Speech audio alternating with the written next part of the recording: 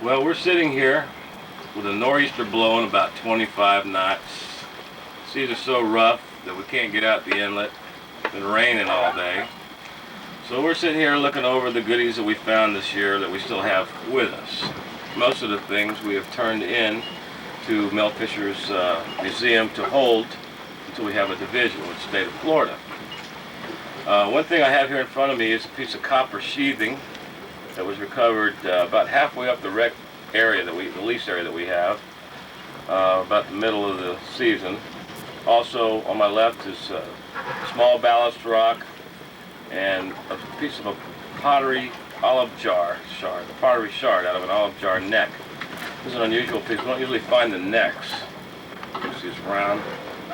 And over here, another bigger ballast rock, and then a smaller piece of pottery with which you can feel the finger marks. Somebody laid their fingers on that thing about 300 years ago. It's rather unique. Also up here are a couple smaller objects. I have a grape shot, which is the larger of these two lead projectiles, and this is a musket ball.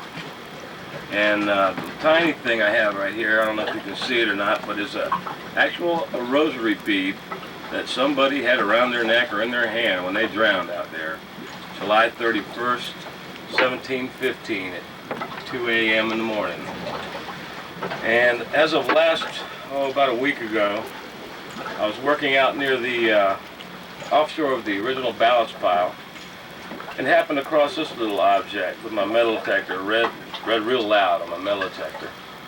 And what it looked like to me was somebody had handmade some sort of lead object to shoot out of a cannon when they had them on shore to protect themselves from pirates. After sitting in a bucket of water for about 4 days, we took another look at it and discovered, lo and behold, it is silver.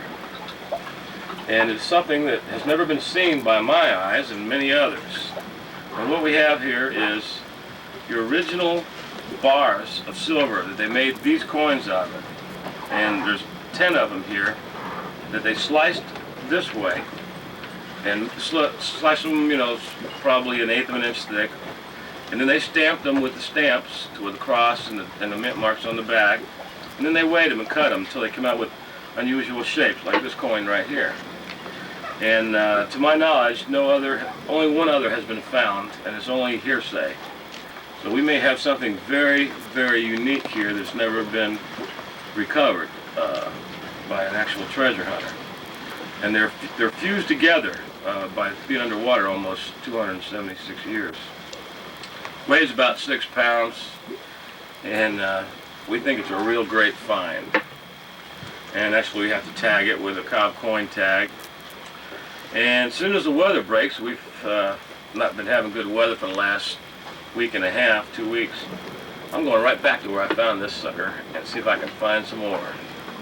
Hopefully there should be some large deposits of coinage and maybe an emerald or two sitting there. And we still got probably 2 months before the end of the season. Well, this is another little object we found out there floating around, but we decided to throw it back because couldn't turn it into treasure or turn it into cash money. But we can use it for pest control on the boat should we ever have any pests.